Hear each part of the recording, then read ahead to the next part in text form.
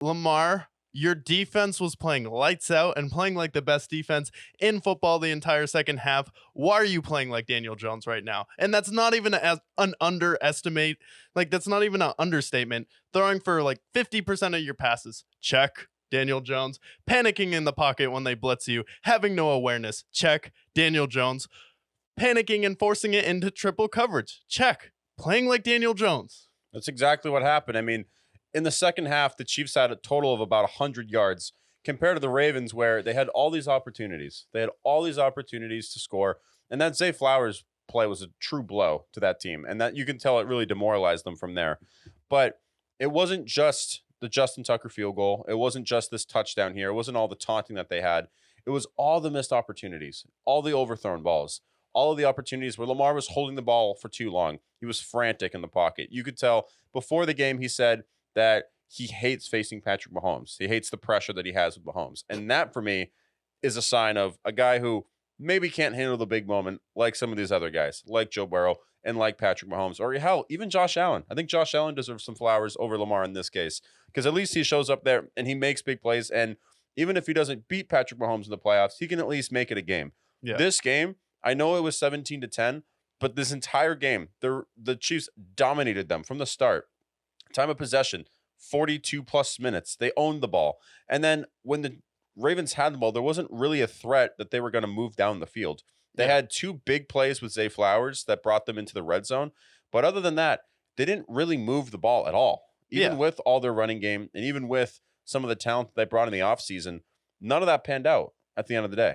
Yeah, also, where was Odell? Because, like, we didn't see Odell Beckham Jr. until Zay Flowers has an episode on the sideline and lacerates his hand because he punches his helmet. And it's like, and then we see Odell Beckham Jr. come into the game. But as soon as he came into the game, it's like, okay, we got a little hitch route. And then they started doing some, like, short underneath routes with Odell Beckham Jr. And that started to open up the game. I'm like, where was this? Where is this, Todd Monken, where you go from a spread them out, 3 wide receiver set with Isaiah Likely or Mark Andrews in the game, who are 2 of the best tight ends in football, and then you don't run the football with your running backs. You have 6 total carries with your running backs, and I believe the rest was Lamar Jackson. And Lamar even looked indecisive with his running opportunities, and they didn't even design some runs for him just to get them going in the second half, which I'm not a huge fan of in the regular season, but in the playoffs, your season's on the line. So why don't we go ahead and get that done? And then let's get Zay Flowers, OBJ, and Aguilar all on the field at the same time, or with Rashad Bateman,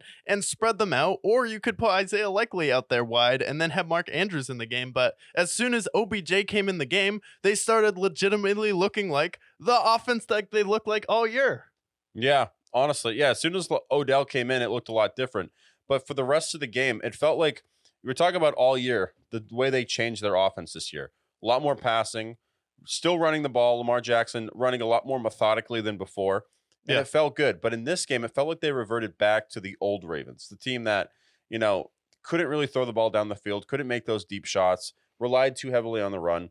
This game, they didn't really run the ball very much, but it felt like they took a step back offensively at the worst opportunity. This is a team where, yes, obviously the Chiefs took the momentum with that first touchdown, but then you can just go out there and score. Again, go out there, answer back, which they did, and then the game really, on paper, was not out of reach by any means. But it was just these plays that they didn't capitalize on. Poor game plan by John Harbaugh. Poor game plan by Todd Monken. And then second half, they made their adjustments. They contained the Chiefs, and they had all these opportunities.